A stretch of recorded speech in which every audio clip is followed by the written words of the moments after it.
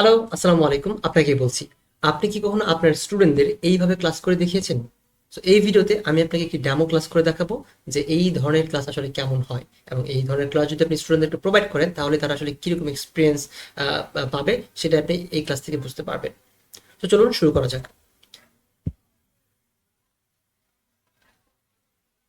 Hello শিক্ষার্থীরা, কেমন আছো তোমরা? আশা করি সকলে ভালো আছো, সুস্থ আছো। আজকে আমরা জানবো পৃথিবীর অভ্যন্তরীণ গঠন এবং বায়ুমণ্ডলের স্তর সম্পর্কে। তোমরা কি কখনো পৃথিবীকে তরমুজের মতো ভাগ করতে চাও এবং দেখতে চাও পৃথিবীর ভিতরে আসলে কি রয়েছে? আজকে আমরা অনেকটা তাই করব। তো চলো শুরু করা যাক। আমরা এখন স্পেস থেকে পৃথিবীকে দেখতে পাচ্ছি। আমরা যদি মহাকাশে চলে যাই তখন আমরা পৃথিবীকে অনেকটা এমন দেখবো, কেমন? তো তোমরা দেখতেই পাচ্ছ যে পৃথিবীকে যখন আমরা স্পেস থেকে দেখবো তখন এক পাশে দিন দেখাচ্ছে, আরেক পাশে রাত দেখাচ্ছে। তার মানে কি, আমরা যদি এই পর্যায়ে চলে আসি তার মানে আমরা একই সময়ে দিনকেও দেখতে পাচ্ছি, রাতকেও দেখতে পাচ্ছি। তো এটা আসলে কেমন কেন হচ্ছে সেটা আমরা একটু দেখি। এই যে দেখো, এখানে সূর্য রয়েছে, এই যে দেখো সূর্য, ঠিক আছে?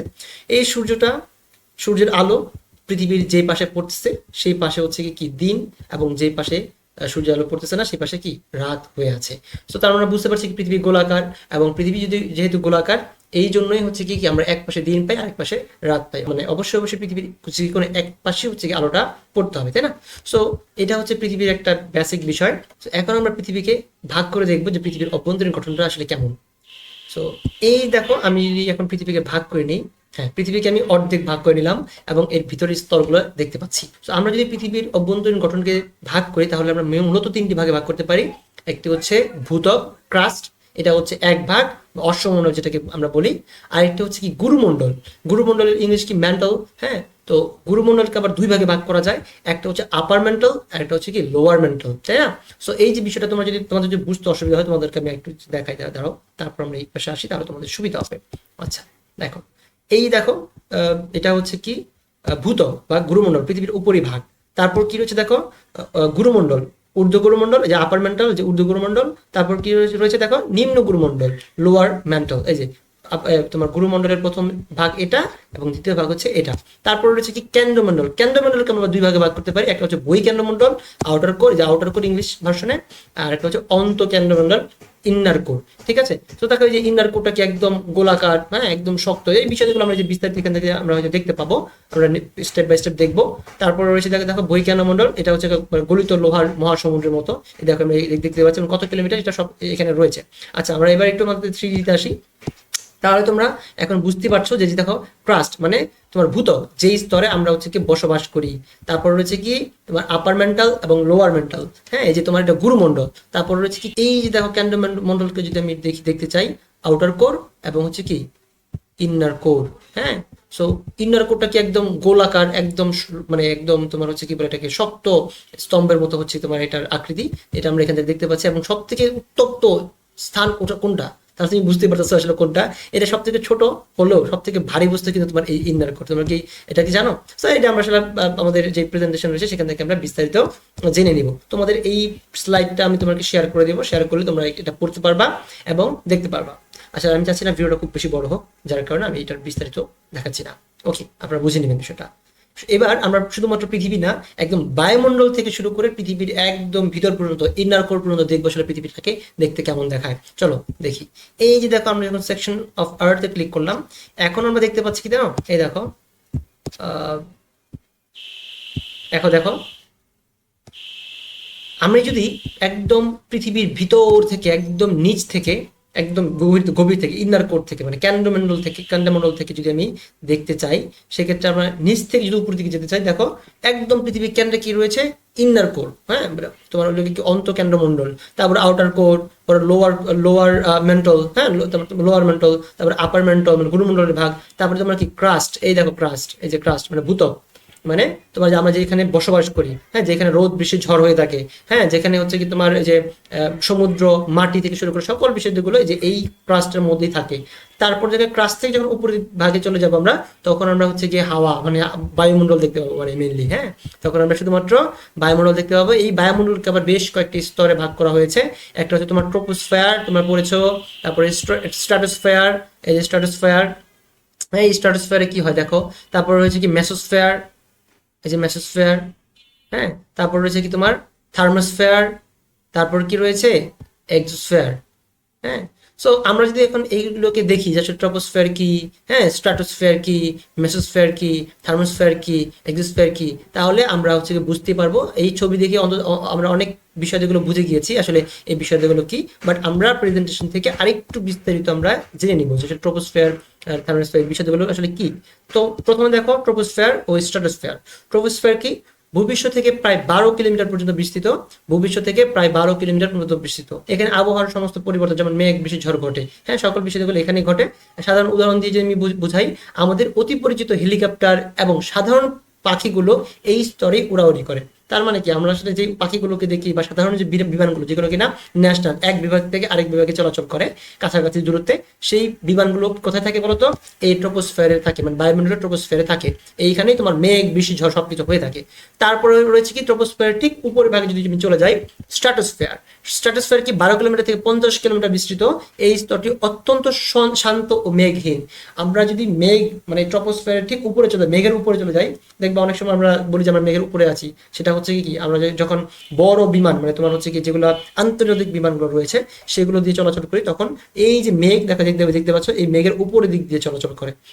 সেখানে কোনো ঝড় নাই, বৃষ্টি নাই, সব বিষয়গুলো শান্ত স্মুথ দেখায়। সো আমাদের পাইলট আমাদের প্লেনটাকে কি করে, সেই মেঘের উপরে নিয়ে যায়, ফলে আমরা হচ্ছে গিয়ে খুব ইজিলি যাতায়াত করতে পারি। তো এখানে দেখো একটি বৈশিষ্ট্য রয়েছে, এই স্তরটি অত্যন্ত শান্ত ও মেঘহীন।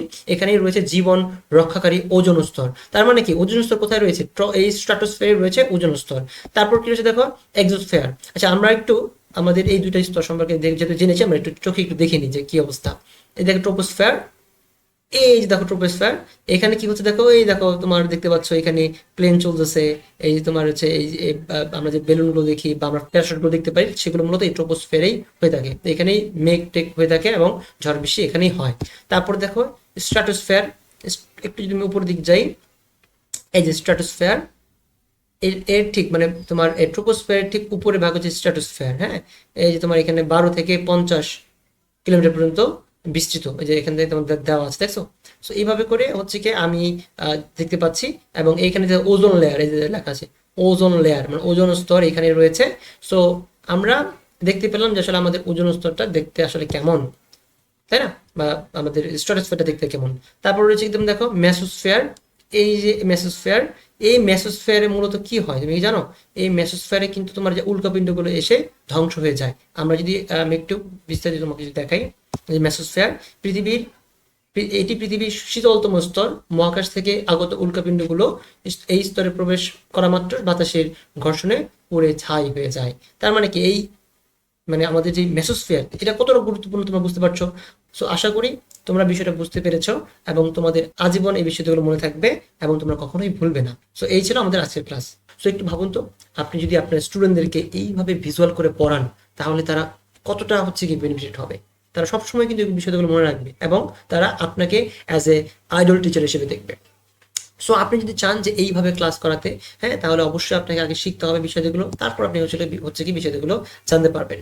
সো আপনি যদি চান এইভাবে ক্লাস করানোর জন্য, তাহলে আমাদের বেশ কয়েকটি ট্রেনিং রয়েছে। মানে এইভাবে ক্লাস করানোর যে বিষয়গুলো একদম A to Z যে বিষয়গুলো, সেটা হচ্ছে আমাদের স্মার্ট ডিজিটাল টিচিং ট্রেনিং আমরা দেখিয়েছি। এটা এই ট্রেনিং যদি আপনি ভর্তি হন, তাহলে আপনি এই বিষয়গুলো শিখতে পারবেন। শুধুমাত্র তাই না, আমি যদি আপনাদের এক্সাক্টলি মডিউলগুলো দেখাই, দেখেন এখানে ইন্ট্রোডাকশন রয়েছে, তারপরে রয়েছে কি টিচিং সফটওয়্যার অ্যান্ড টুলস। হ্যাঁ, আমরা টিচিং সফটওয়্যার মানে টিচিং করতে যে ধরনের সফটওয়্যারগুলো প্রয়োজন হয়, যেমন আমরা এই মুহূর্তে একটা সিমুলেশন ক্লাস দেখলাম। সো এই বিষয়গুলো যেমন অনলাইন, আপনার হচ্ছে কি অনলাইন এক্সাম পরিচালনা, আর্টিফিশিয়াল ইন্টেলিজেন্স, হ্যাঁ, স্মার্ট বোর্ড সফটওয়্যার ইউজেস, হচ্ছে presentation by Canva, presentation make করা, হ্যাঁ, MS ওয়ার্ড, গুগল ডক্স থেকে শুরু করে, মানে অ্যাজ এ টিচার আপনার হচ্ছে টিচিং যে সফটওয়্যারগুলো ব্যবহার করতে হবে, সেই সফটওয়্যারগুলোর ব্যবহার আপনি এখান থেকে শিখবেন। তারপর কন্টেন্ট মেকিং শিখবেন, ভিডিও রেকর্ডিং সেট আপ শিখবেন, ভিডিও এডিটিং শিখবেন। এই যে আমি ভিডিও করলাম, এটাকে তো আমার এডিটিং করেই তো আপনার কাছে উপস্থাপন করতে হবে, তাই না? বা আপনি এখন যেটা দেখতে পাচ্ছেন, হয়তো আমার কিছু ভুল হয়েছে, সেগুলো আমি কাট করেছি। এবং মানে বিষয়টা হচ্ছে ভিডিওটাকে আরেকজন বা দর্শককে দেখার উপযুক্ত করার জন্য আমাদের যেই যতটুকু বেসিক ভিডিও এডিটিং দরকার, সেই বিষয়টা আপনি জানতে পারবেন, শিখতে পারবেন।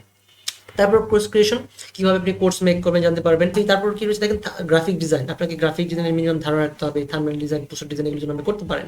তারপর রয়েছে কি online visibility, Facebook setup, YouTube setup এবং ওয়েবসাইট সম্পর্কে আপনাকে বিস্তর ধারণা দেওয়া হবে, যে আমরা আসলে কিভাবে, যেমন আমাদের একটা ওয়েবসাইট রয়েছে, এখান থেকে আপনারা পেমেন্ট করতে পারতেছেন, আমাদের পেমেন্টটা হচ্ছে গিয়ে, আপনাদের পেমেন্টটা আমাদের ব্যাংকে চলে আসছে, এই যে প্রসেসটা, এবং হচ্ছে কি আপনি এখান থেকে রেকর্ড ক্লাসগুলো দেখতে পাচ্ছেন, এই যে প্রসেসটা, হ্যাঁ, এইগুলো আসলে কিভাবে ঘটে, ওয়েবসাইট কি, কোন ধরনের ওয়েবসাইট বানাতে হবে, এই সকল বিষয় সম্পর্কে আপনি ধারণা রাখতে পারবেন, জানতে পারবেন। ওয়েবসাইট ডেভেলপমেন্ট কিভাবে হয়, ধারণা থিওরিটিক্যালি, আপনাকে ওয়েবসাইট ডেভেলপার বানিয়ে দেওয়া হবে না, বাট আপনি জানতে পারবেন আসলে আপনার কোন বিষয়টা দরকার। তারপর রয়েছে কি ডিজিটাল মার্কেটিং, আপনি ফেসবুকে অ্যাড দেওয়া, ইউটিউবে অ্যাড দেওয়া, এই যে বিষয়গুলো আপনি যদি না জানেন, তাহলে কিন্তু আপনি আপনার কোর্স সেল করতে পারবেন না। আপনি হয়তো আরেকজনকে দিয়ে কাজ করাবেন, ঠিক আছে, বাট আরেকজনের এর উপরে ভর করে তো আর আপনার বিজনেস চলবে না, তাই না? আপনার বিজনেসটাকে চালাতে হলে আপনাকে অবশ্যই ডিজিটাল মার্কেটিং সম্পর্কে একটা বেসিক নলেজ রাখতে হবে। সো আপনাকে বেসিক নলেজ, মানে ডিজিটাল মার্কেটিং সম্পর্কে, ফেসবুক অ্যাড দেওয়া, বুস্ট দেওয়া, ইউটিউবে অ্যাড দেওয়া, বুস্ট দেওয়া, এই বিষয়গুলো আপনাকে শেখানো হবে হাতে কলমে। প্লাস আপনি কিভাবে কোর্স সেল করবেন সেটাও আপনি এই কোর্স থেকে বিস্তারিত জানতে পারবেন। সো আপনি যদি চান যে এই ধরনের একটি কোর্স করতে, সেক্ষেত্রে আপনাদের আমাদের এই কোর্সে ভর্তি হয়ে যেতে পারেন। তারপর রয়েছে আমাদের একটি কোর্স, সেটা হচ্ছে 199 টাকা।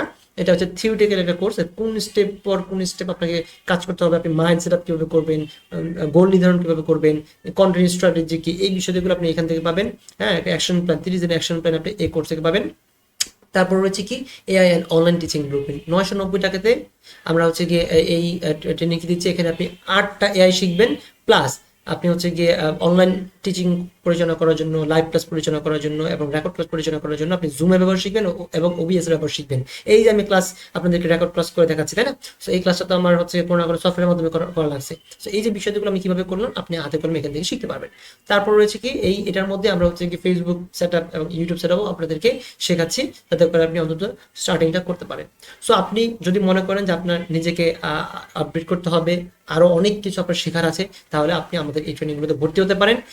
ভর্তি হয়ে আপনি বিষয়গুলো শিখেন, এক জায়গা থেকে শিখেন। আপনি যদি এই ট্রেনিংগুলোতে ভর্তি হন, আশা করি টেক রিলেটেড আর আপনার আর কোনো কোর্সে ভর্তি হবে না অ্যাজ এ টিচার হিসেবে। সো আপনি যদি মনে করেন আপনি সত্যিকার অর্থে নিজেকে একজন স্মার্ট টিচার হিসেবে গড়ে তুলবেন, তাহলে আর দেরি করিয়েন না, আমাদের যে কোনো একটি ট্রেনিংয়ে ভর্তি হয়ে যান। ধন্যবাদ সবাইকে, দেখা হচ্ছে অন্য কোনো ভিডিওতে অথবা অন্য কোনো ক্লাসে।